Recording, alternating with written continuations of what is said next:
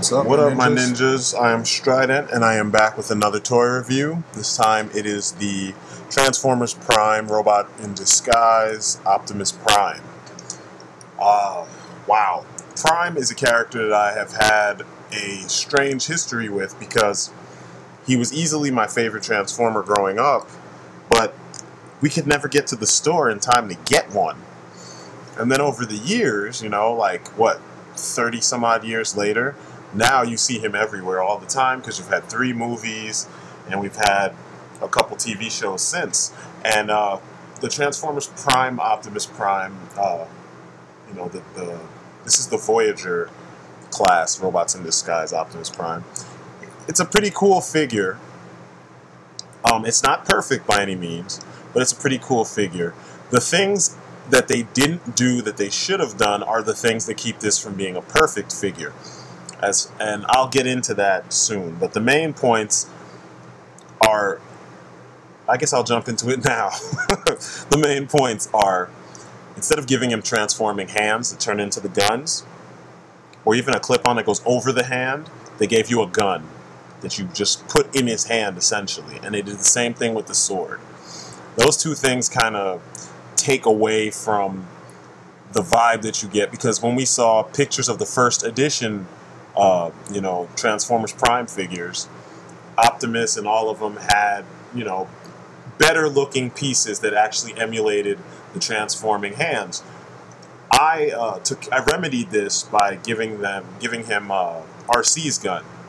I bought just about the whole wave, and RC came with this huge black blaster.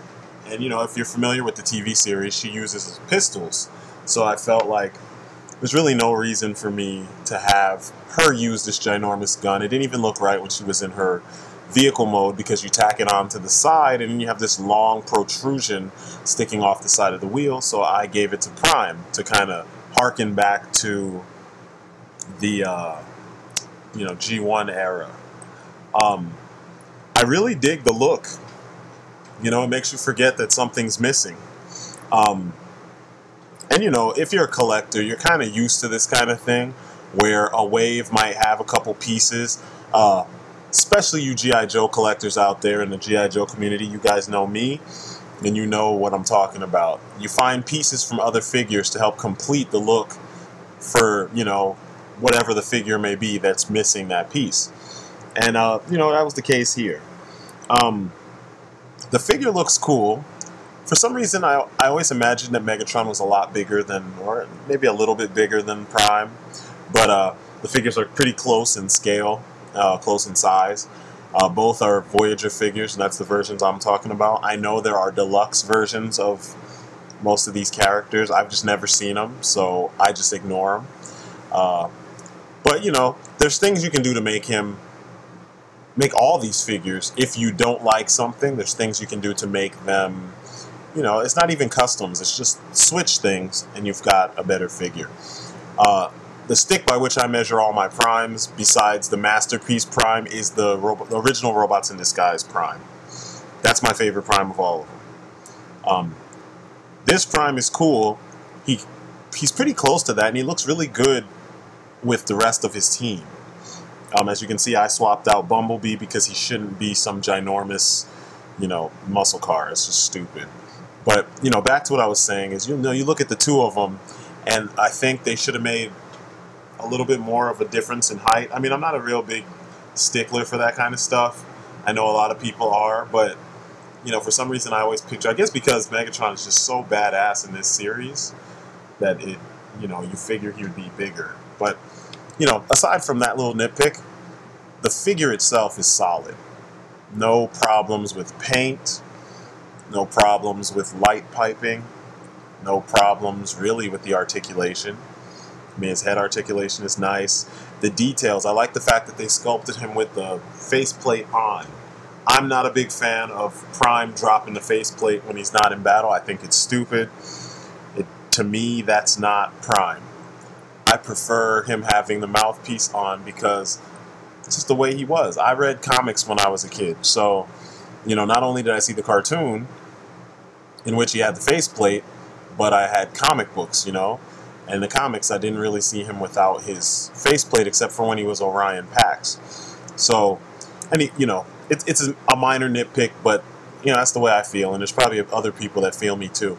But I dig how everything kind of folds up properly. The figure has all the articulation necessary. The only annoying thing is those big shoulder pads kind of get in the way. You put him in certain poses and they kind of jut up against other parts of him. But I mean, you can get around that by twisting the arms, the bicep swivel in ways that put all the action in front of him and minimal shoulderage in the back. As far as his vehicle mode, it's a pretty simple vehicle mode.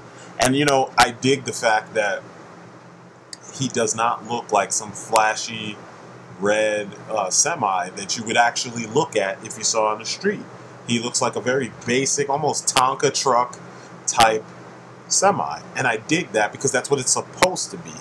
You're not supposed to be like, oh shit, look at that dude over there. Damn, that's the slickest pimped out truck I've ever seen. No, that's not the way it works. It's supposed to be simple, and that's what you get. I've seen other reviews where people kind of complain at the fact that he's very simplistic.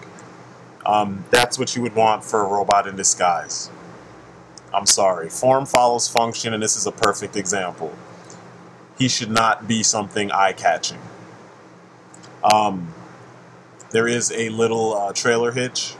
I don't know which trailers work with him. I have the Ultimate Optimus Prime, and I got this figure thinking I could use that trailer on the from the Ultimate on this one. You can't. I mean, not without tweaking it first.